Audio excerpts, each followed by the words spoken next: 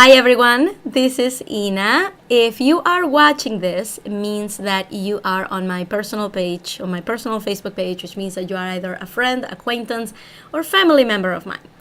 Which is very interesting for me because I've never actually done a live on the personal page for what I'm about to say. You've seen me, I did a live with Gregory last week about popcorn. Thanks to everybody who came out buying popcorn last week.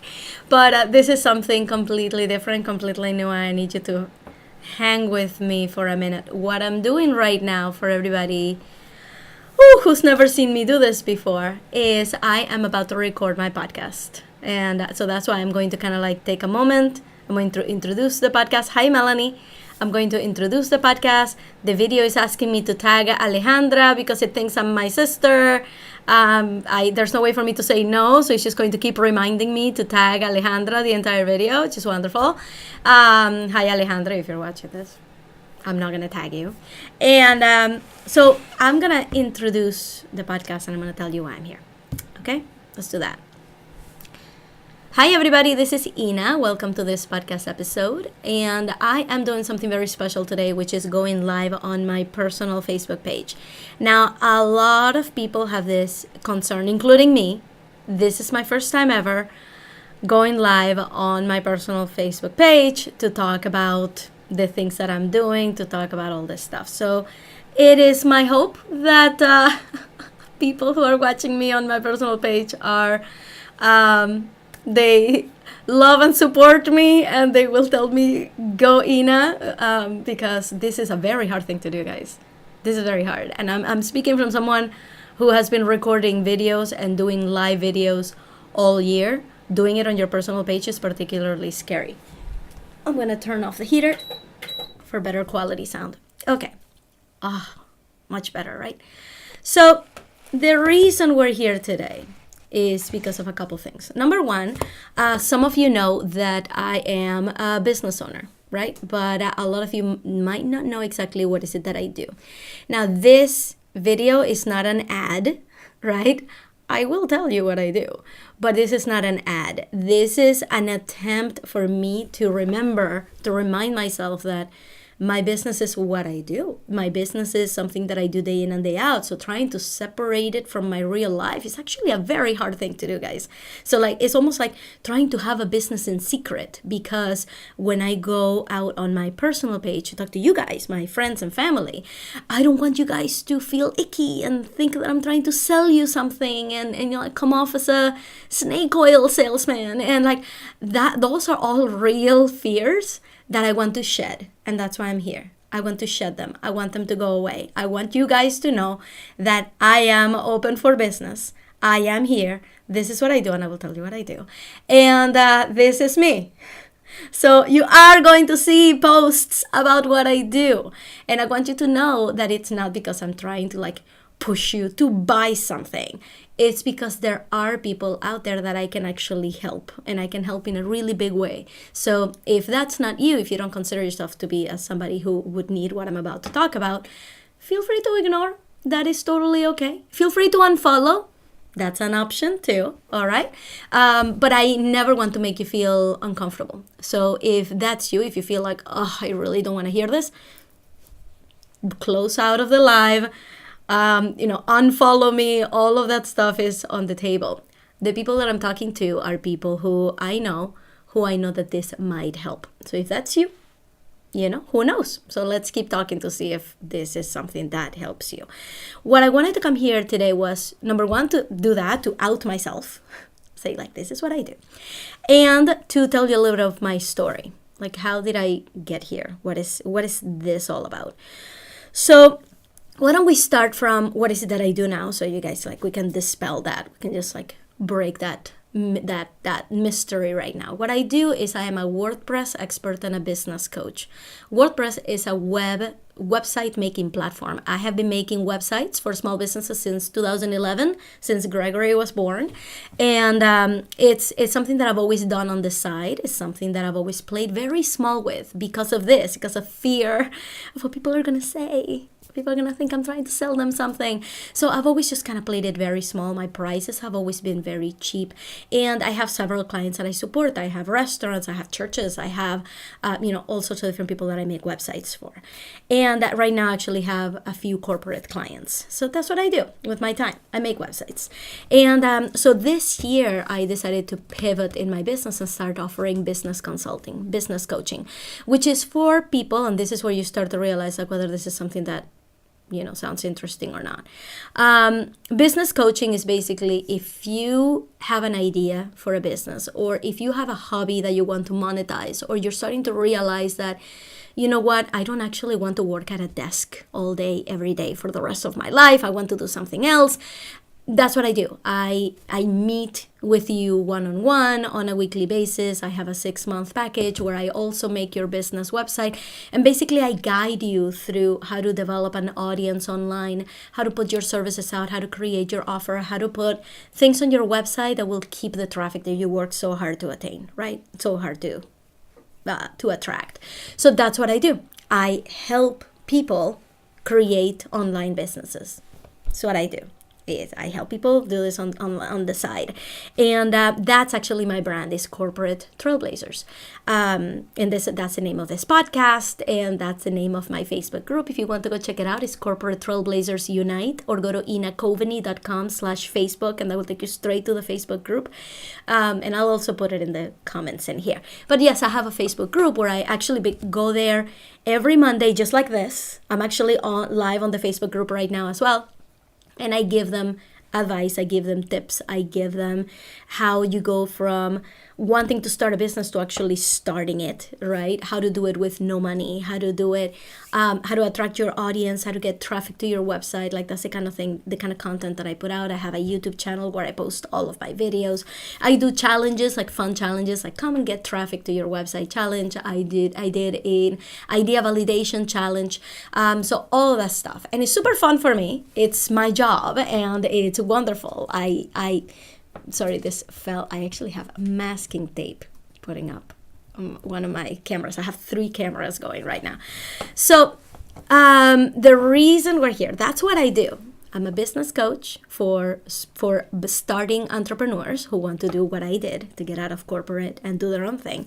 And I make websites. So I decided to combine those two. And now I have a package where I do business coaching and I make your website to kind of speed up the process, because I've seen too many people just get stuck on the tech. And like they don't want to deal with it, but they don't know where to start. At first, they don't really, they don't want to invest in themselves, in their business for whatever reason. There's many reasons why people decide not to invest at first. But once they're ready to invest, they don't want to have to pay for somebody to make their website and for somebody to guide them through the process. So I have 2 in 1. So anyway, so that's what I do. I was not trying to sell you that. I was trying to tell you what I do for information. So I wanted to jump into my story. Like, how did I get here, and how did I end up with my own business? Okay, so if you will bear with me for a second. And if you're with me, put a comment in here. Tell me that you're watching the replay, or tell me that you're here live. I'd love to see who's on. And, and ask me any questions that you want. That's what I'm here for. Just outing myself. Just doing this. And it's interesting for the people on the podcast, because people on the podcast are probably listening to this for business advice. So for everybody on the podcast, this is how awkward it is to go out on your personal page, in case you were wondering. Okay, so I wanted to tell you a little bit of my story. I grew up in Venezuela. I was born in Maracaibo. I was raised in Caracas. And during my childhood, I had parents who were wonderful, who gave me everything that I needed. And just like every child, right, we get ideas from our parents and from our surroundings, and we start creating a set of beliefs about the world and about what we should do with our lives. And a lot of it revolves around who we want to impress, right? Who we want to get their validation, who we want to be for that person. And for me, it was absolutely my parents. My parents were very successful people in the corporate world. So I grew up saying to myself, I want to be that. I would go to their office on Christmas when they had the Christmas party and the kids were allowed to go. And they had, it would be like a 10-story office building. So you would go to every floor to see the nativity scene that every floor put together, and the Christmas trees.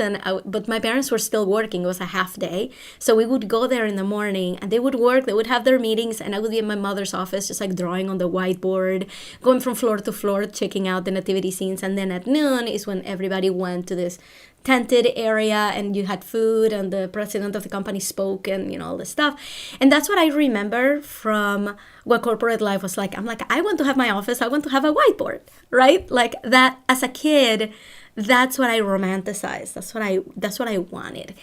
And that's the way that I grew up. Wanting to make my parents proud, wanting to follow in their footsteps. They were successful people. I wanted to succeed. I know exactly what I wanted. So when I was 10 years old, I was taking computer classes at school, like not aside, but like at school. And, they would ask me, what do you want to be when you grow up? I'm like, I want to be an electrical engineer, that's what I wanted to be. You're an engineer. You want to be successful, you're an engineer. So I grew up with that mentality. As I grew up, I started to become more attuned to the fact that I loved writing. So I wanted to write books, right? But I'm like, no, I'm going to be an engineer and I will write books on the side, right? I would ask every Christmas, I would ask for a typewriter because real writers write in typewriters, right? Like that's what they do. And my father was so frustrated. He's like, we just got this computer with the DOS operating system and you have this word processor application called Volkswriter. He's like, you have Volkswriter right there. Why don't you just write your book there? I'm like, because writers write in typewriters, right? Like, so I started noticing that I had other skills. And by the time that I made it to high school, I wanted to study what was called letras, which literally means letters. So it's almost like studying the Spanish language, right? Like it would be almost like an English major, but it's more like, it's also like linguistics, more like not just like reading books as a major, but it's like linguistics.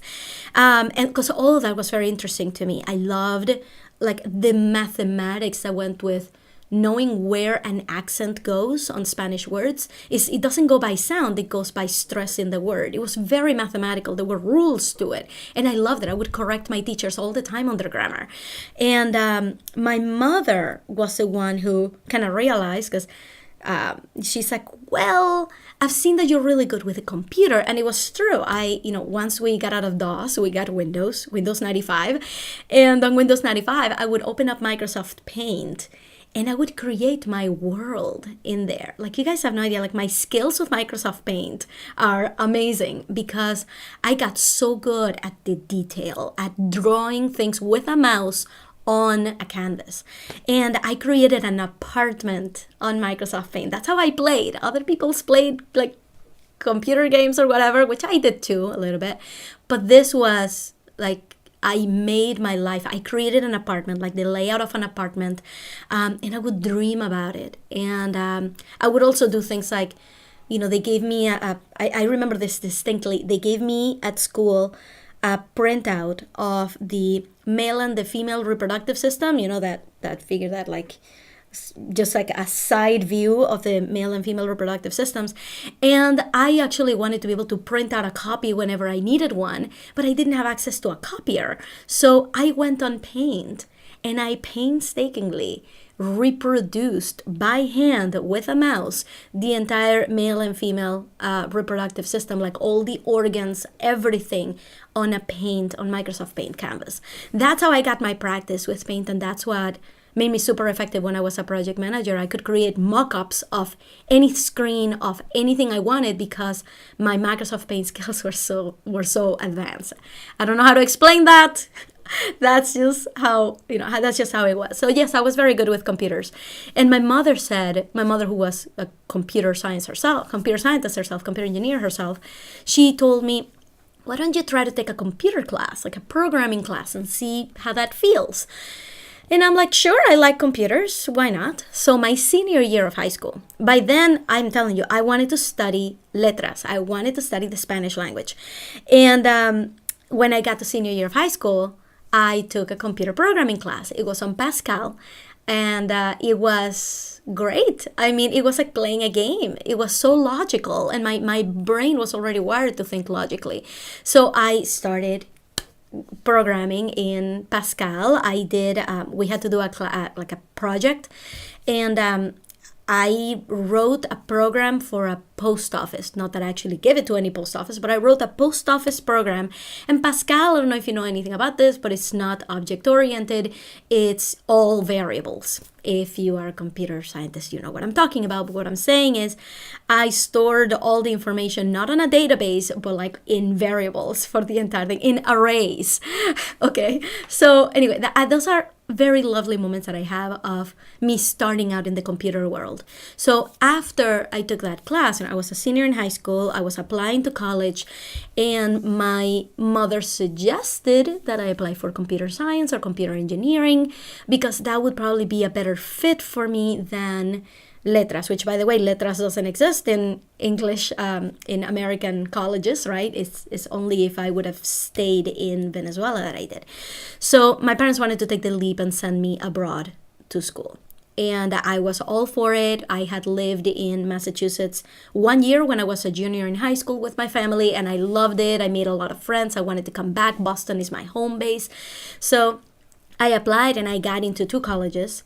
I got into 7 colleges, 7 of them, but 2 of them were the top contenders. One was UMass Amherst, and the other one was Ohio State University. They both had great computer science departments. They were both, nobody offered me money because I was an international student, so there was no financial aid available. And I was between those 2 schools. I'm like, well, I've never seen Ohio State, but they admitted me as a computer science major, while UMass Amherst admitted me as a computer engineering major, and I knew I wanted to do computer science. So I decided to go to UMass because Massachusetts is my home base. I really wanted to come back, and I'm super happy that I did. That's where I met my husband, so I'm very, very, very lucky in that sense. And as soon as I got there, I went to computer engineering orientation. I saw what the curriculum was like, and I said, nope. I walked out, and I went to the pre-major office, and I registered myself as a pre-major computer science. And I said, I want to program. I don't want to deal with hardware. I am going to program. So I did that. I spent my 2 years in pre-major. I got my final, like, you are a computer science major by my junior year, and I graduated with honors computer science and a minor in math, because I'm going to mention the minors because it's kind of important. So after that, I got into college, but it wasn't before applying to a million jobs. Did I say college? I meant applying for jobs.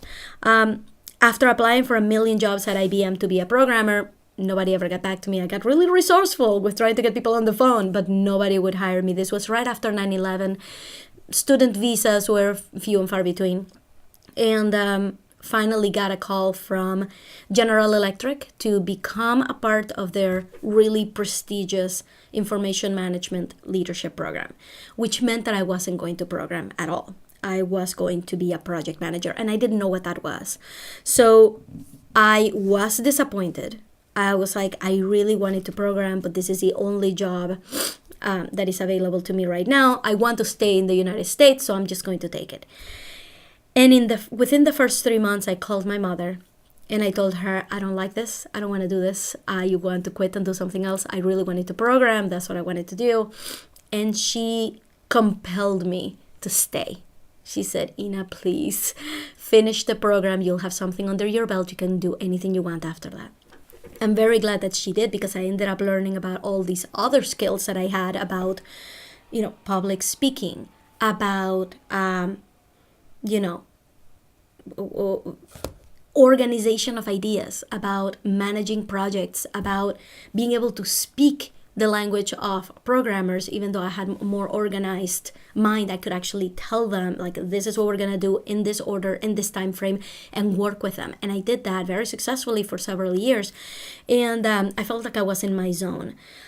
But even though I had a successful career as a project manager, there was still something else, something that was bothering me. I was falling into depression. There was something about the whole thing that didn't feel right. I had a cubicle right? I didn't have an office, but I knew that I was on my way to having that job, that life that my parents had, that life that my parents wanted me to have. But something felt odd. Something felt off with it. So what was off with this whole thing? Back in Venezuela, back in my childhood days, I was bullied in school. I felt like I was also, not, I was not happy with myself. And when I started working, those feelings never went away. Of feeling like I was less than, of feeling like I wasn't deserving of things, of feeling like I needed to please everybody in order to keep them from bullying me, from making me feel worse about myself. I have been in constant search for evidence that I am a terrible person and that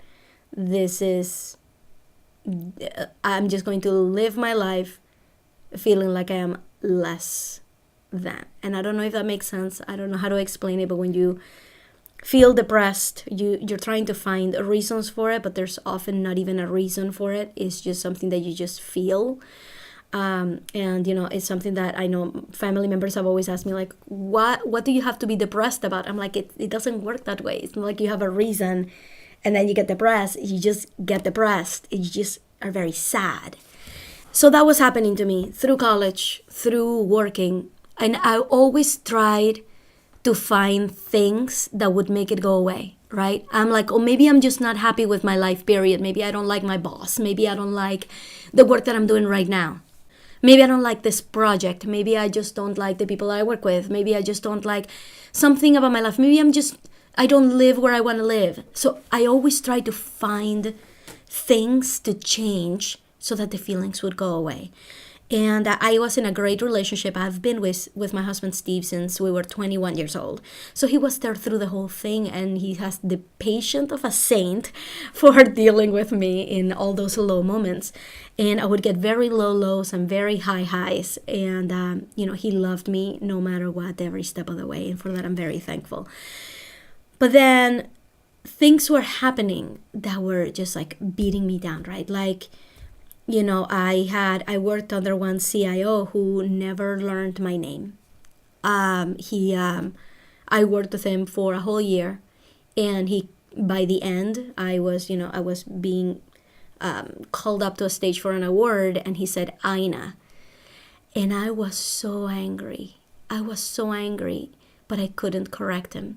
And the next day, my immediate boss came over to my desk and said, oh my God, have I been pronouncing your name wrong the whole time? This is a different person, right? The CIO was not my boss. This was my boss. And he heard the CIO pronounce it Aina. And he said, have I been pronouncing your name wrong this whole time? And I'm like, no, you know me as Ina. That's my name. I've been working for the CIO for a whole year, and he still doesn't know my name. And I tried to put the blame on him, right? Like, oh, he should know better. But the truth of the matter is that I felt undeserving of people knowing my name. I felt like going to correct them was very self-serving, very selfish. And you know what? They probably know my name, and they're saying it wrong to put me in my place, to remind me that I'm so small and so insignificant that my name is not even worth getting right. And so those things are called microaggressions, and those kept happening while I was working. And me being a very proactive person and somebody who doesn't like to put the locus of control outside of herself, right? I like to believe that I have full control over my life and over everything that happens to me. I would just brush it off. I would just sweep it under the rug and say, let's keep moving, let's keep moving. So because I felt like I had more control than others were trying to make me believe, I started thinking of other ways to spend my time, such as starting a podcast. So I started a podcast back in 2013, 2012, and it was called the In a Nutshell, like Ina Nutshell podcast, and it's still out there. It has 45 great episodes. It was interview style. And that brought me joy. it brought me joy to know that I could do something else, something on the side that I would love doing, that I had full control over. So I started doing more of those things. I started volunteering for a while. I volunteered with the Samaritans downtown, so on a suicide hotline, helping people out. That was a very interesting experience. I did that for about 9 months. I volunteered at hospitals. I convinced myself that I wanted to study medicine. There was something about it. Maybe I was just watching too much ER at the time, but there was something about medicine that really attracted me. So I started volunteering in hospitals. When I lived in Connecticut, I volunteered at the, it wasn't called New England. I had the word new in it. New Britain? Maybe the New Britain Hospital? I forget the names. I was in Louisville, Kentucky, and I volunteered for the U of L emergency room. So I started doing other things, experimenting with different things. I started teaching myself organic chemistry. I'm like, well, if I'm going to be a doctor, I should study these things. So I would go to little cafes and just study like chemistry exercises. And it was fun for me. Like, that's what I did. I was always trying to learn something new. I would read books. But I was still depressed, and I didn't know why. Why was I feeling depressed? And then I'm not going to tell you that I just got magically cured. I'm not going to tell you that everything just went away the day that I decided to start my business. That's not how things go. But I started to realize that the main assumptions in my life were wrong. The main assumptions in my life that were telling me, hey, you want a corner office. Hey, you are on your way to a very successful career. Because you know what I was doing? I was actually given promotions that I denied, that I declined. I was being groomed to be the operations leader for one of my units. And I just said, I actually don't want that job. I don't want that job. And mostly it was because I didn't want to work for that particular boss for another 18 months because he was like the master of microaggressions. And I'm like, I don't want to work for him. So I'm like, thanks, but no thanks. I'm going to try something else. But it just started to become obvious to me as that once it clicked that I'm like, wait a minute. I'm basing my whole life on the fact that I want a corner office. Do I even want a corner office? Do I want that? So I started studying. I started observing the people around me. And I would have meetings with my CIO, a different CIO. I would have meetings with my CIO, and I'd be, sitting across the table from him, like 3 feet away. And as he's talking, I'm looking at him, and I'm like, I don't want to be you in 10 years. Because that would mean that in 10 years, I will have only moved 3 feet in my life. And guess what? In 10 years, I don't want to be sitting across the table from somebody like me. I want to do something else. I want my life to have meaning. I want to do something completely crazy and out there and powerful. I want to do something else, but something on my terms. I don't want this guy or anybody else to tell me which steps I need to take to get to a place where I don't want to go. I think I'm done with this. And one of the big steps that I needed to take in that direction was to actually quit my first job. I was at my first job with General Electric for 8 years. And I always felt like there was something keeping me there. They were sponsoring me for a visa. And then I got my green card through marriage, so I didn't need them for the visa anymore. But now they were paying for my MBA. I'm like, I must stay for the MBA. As soon as I graduated from my MBA, I quit. I graduated in August. I quit in October as soon as I found a job. And I left. And that was a big step for me because GE was all I knew. And I had people like, I called them to tell them that I had quit. And they told me, why didn't I know this before? I feel like I could have prevented you. I'm like, no, let me go. Please let me go. Because quitting your first job is probably one of the hardest things you'll ever do because you seriously don't know anything else. It's almost like leaving the nest all over again. It's leaving family all over again. So after I quit that first time, it became easier to understand that there are other workplaces and other things I could be doing with my life. So after that, I went to work at Mass General Hospital. I had a wonderful first year with a wonderful manager. And then my second year, not so much. So I decided I don't want to work for this person anymore. I'm going to quit and find something new. And that's how I ended up working for Pod Consulting. And I was there for 4 wonderful years where I was being farmed out to different companies. So I even got more exposure to other companies and how other people work and what leadership role would be like in any of these companies. And guess what? Even after exposure to all of this, I still wanted no part of it. I didn't want it. I didn't want any of it. I looked at the people in the leadership roles. I'm like, I don't want to be you. I don't want this at all. I want to do something else. So I quit again. And I found another job where I felt like, okay, I'm going to really step into a role where I can do more project management, where I can do, because I love doing what I did. I mean, I was a project manager. It was like playing Sudoku to me. I loved it. Like I loved going and making order out of chaos. Like I loved my job. So I went and I moved to another job that was going to be offering me that. He's like, here, you're a project manager and do your job. I'm like, great. And with my free time, I'll get to continue to do all these other crazy things like the podcast, all volunteering and all these other things. But I was still making the wrong decisions for myself. I was still not having enough courage to say, I don't want any of this. I want to do my own thing. I didn't have the courage. I'm going to tell you right now, I didn't have the courage. I didn't. The day that I quit was because I felt like I had to. The day that I quit for good, the day that I quit my full-time job for good, is because I had to. And I feel like that's where a lot of us end up. We end up saying to ourselves, we want something different, but we don't go for it because life keeps pulling us in a string, right? My jobs kept pulling me in different directions, and I'm like, well, let's see how this goes. It's not that bad, right? Excuse me. So once I got there to this new job, there were other types of microaggressions happening, not necessarily against me, but against other people, and I could see this. I could see that it wasn't really a very functional place.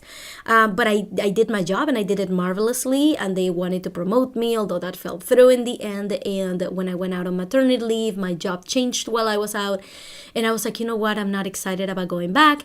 And it just so happened to coincide with me having had a baby, and my husband saying to me, I would love for you to stay home for a year and take care of this little guy. Like, let's do something different. And I said, if I'm staying home for a year, I'm going to focus on my vision for what I want for my life. Are you on board with that? He's like, sure, but you're going to take care of the kid, right? I'm like, yeah, I'll take care of the kid. So that's how I ended up finally getting out. It wasn't because I had an epiphany that said, everything is fine in my job, and I'm just going to quit and do something else. That's not how it usually happens. Usually you are pushed out and you're either ready to do your own thing or you're not ready and you'll just go to another job. I've been talking a lot with other people who they want to make things happen in their own job, right? And I'm like, great, do that. But I've also been talking to people who are like, I want to quit and work for somewhere else. And I ask them like, well, what is it that you don't like about your current situation? Well, I don't like this and this and this. I'm like, okay, do you know that in the next place, this and this and this are not going to be there? That you're basically solving the problem by leaving? And they were like, well, no, because it's kind of the same structure. I'm probably going to run into the same issues. I'm like, look, I'm not going to tell you not to do it. You do whatever you need to do.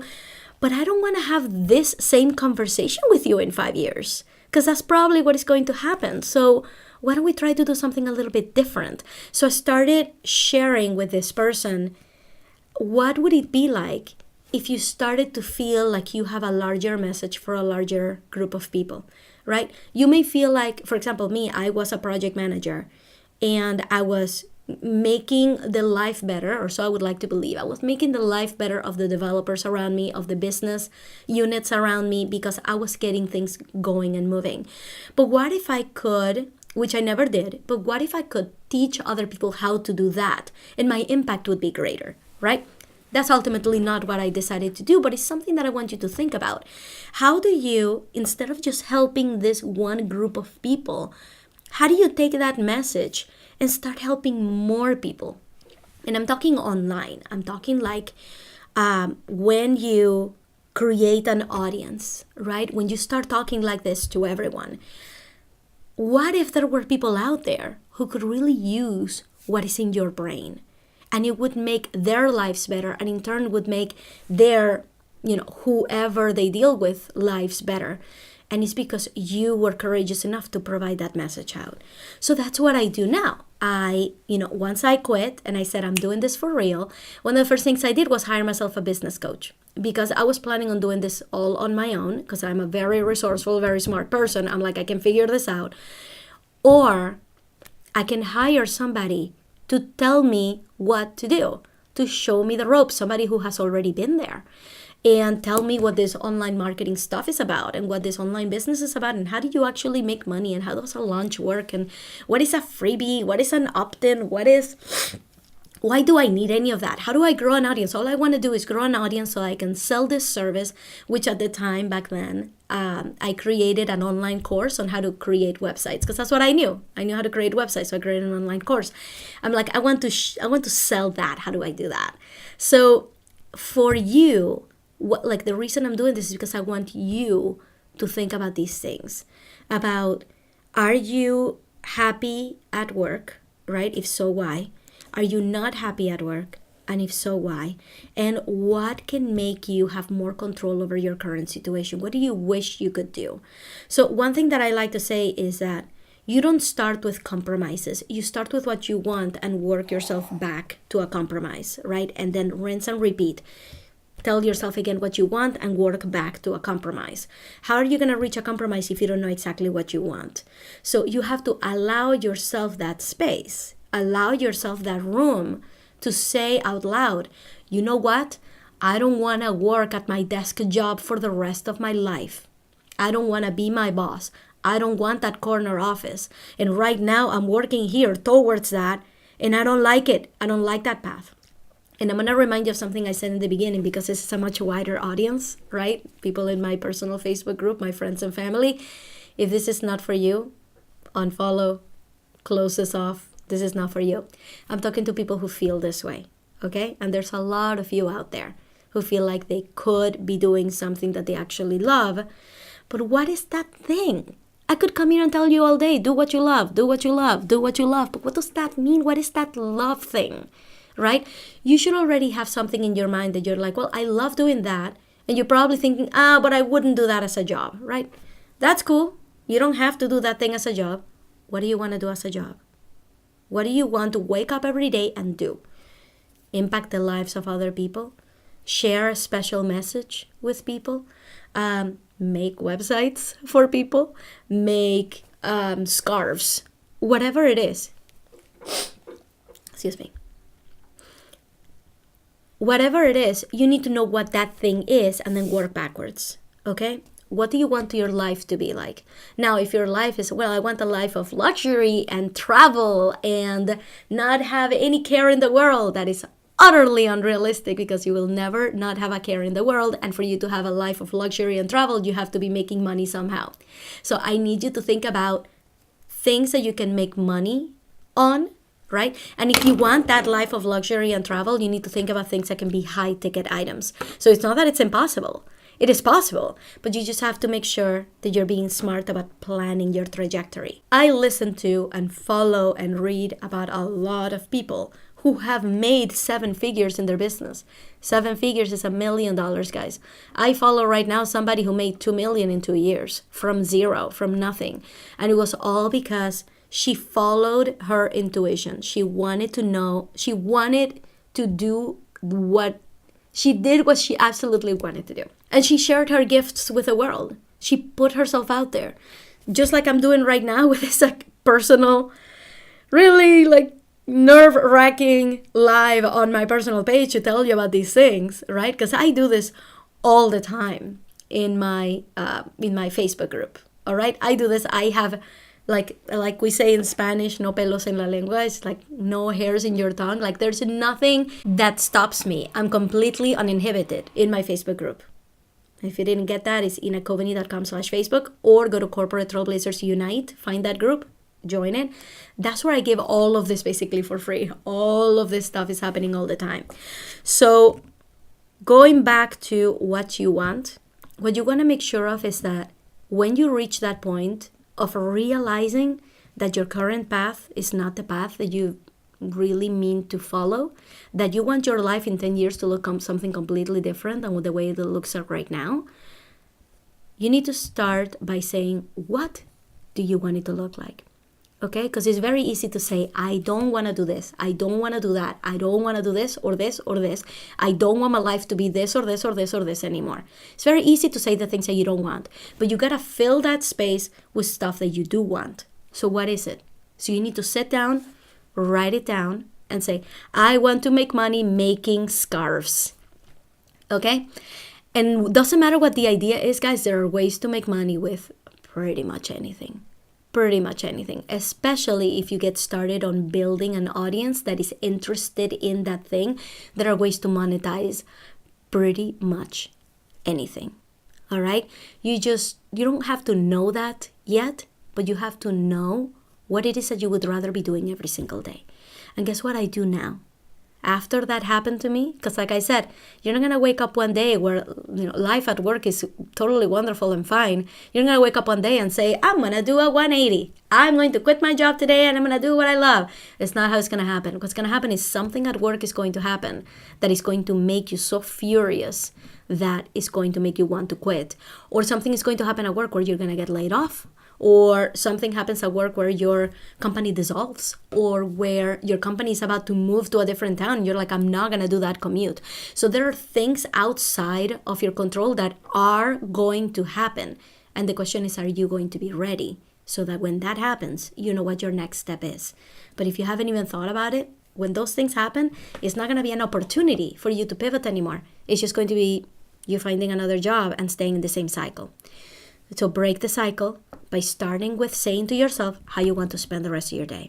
So what I started telling you and I didn't finish is that what I do now is the things that I used to do as a hobby. Is the podcast, is the going on social media, is the posting things on Instagram, is the learning about things, is going to conferences that are cool. Like I'm going to Tony Robbins experience this week starting on Wednesday. And I'm super excited about it. I'm going to come back with a lot of breakthroughs, with a lot of things learned, right? And this is my job. This is what I do. So me trying to hide it and make it secret, and I don't want anybody to know what I'm doing. I can't do that anymore because companies are not secret. My company is not secret. My company exists. It's called In a Nutshell, LLC. And the brand is Corporate Trailblazers. And I speak to anybody who is in a corporate situation or in a full-time job who wants to pivot and start something online where they can work from home. You guys, I am still in my pajama pants right now. I did dress up for the podcast, but I am still in my pajama pants. So I want you to figure out what you want to do in your life, what you want to get up every day doing, right? And let's figure out how to make that a job, how to make that a sustainable thing. If you are thinking right now, well, I do have hobbies, I just don't want to do them as a full-time job. I'm cool with my full-time job. That's all right. I hope that at least planted a seed, because when something happens at work that makes you really angry, that makes you think like, I don't want to do this anymore, I want you to come back. Go join the Facebook group. And I want you to keep these things in mind, because we don't all just start wanting to pivot from one day to the next. We start by listening to what's out there and educating ourselves with what else we can do. And then kind of like everything just starts aligning, right? The opportunity with the luck factor, with the you being ready for it, all will converge. So I invite you to come and join us in the Facebook group so that you can just continue to get more of this type of motivation, more of this type of information. And then eventually, maybe if this is something that is interesting to you, you can start to pivot in your life and start to make different decisions and start to think about doing something else that you love that can actually be monetized. So one of the things that I do, that I put out there, is I have a 6 business models PDF file. It's called the 6 Ways to Make Money Doing What You Love Without Quitting Your Job PDF guide. And you can actually get it anytime. It's at inacoveney.com/join. And remember, Coveney ends in EY. And it takes you straight there. You give me your name, email, and country. And for signing up to my mailing list, you get that as a bonus. All right? You get that as hey, welcome to the mailing list. It is the 6 ways to make money doing what you love without quitting your job. And it's 6 business models that you can do online and how you make money with those things. But for all of that and for more details on that, Facebook group is the best way to go. So I'm going to continue being there. Sometimes I'm going to come live here. And if this is not your cup of tea, feel free to unfollow. That is all right. If this sounds interesting, if this sounds like, you know what, I may want to stick around and see what else is up. If you're a podcast listener, like if you listen to podcasts, go check out Corporate Trailblazers with Ina Coveney, because I have a lot of really good stuff out there. I also have, like 2 episodes ago, I did a podcast on how to start a business with no money down. And this is especially designed for people who are working full time, right? To tell you, like, you actually don't need any money to get started. You will need money like from then on. But to get started, to figure out your idea, to start building your audience, all those tools are free. So I tell you the strategy and the technical aspects of starting up an online business for free. So go check that out. Actually, if you go to inacoveney.com/CT, which stands for Corporate Trailblazers, CT25, that takes you to the video. You can actually watch the YouTube video of that episode, or just go to your podcasts, download it there. If you're on iTunes, you can go straight to inacoveney.com/iTunes, and that will take you to the iTunes Corporate Trailblazers podcast. But that's basically what I had for you today. This was to completely shake off my fear of talking to you guys, my friends and family, about this. And I really hope that this is helpful to some of you, okay? That I want you to know that these changes, this whole thing about, quitting your job and doing your own thing, it's not something that happens overnight. It's something that happens with seeds, all right? And this is a seed. This is something that I'm telling you, hey, it's possible, but you're not going to start with a compromise, right? You don't start by saying, well, I'm just going to do it on the side and see what happens. Like, no, you start with, what do you want? So that's your first question. 10 years from now, what do you want it to be like? Don't live day by day. Have something in mind that you're working towards. And once you set that intention, set that path for yourself, every action you take now is going to be informed by that future, which is going to make things so much smoother, so much better. It's going to help you make better decisions as you go along. So that is basically what I had for you today. I hope you enjoyed this. If you did, leave me a comment. I want to know if this was helpful to anyone. So yes, right here, just leave me a comment. And it was a pleasure talking to all of you. Thank you so much for watching. And first live on my personal page. How's that feel? It's okay. It reminds me of my lives on my Facebook group. Now we'll see what you guys think about this. Okay. All right, I'm going to go. Have a wonderful time. And remember, join the Facebook group for more of this. All right. Bye, guys. Have a good Monday.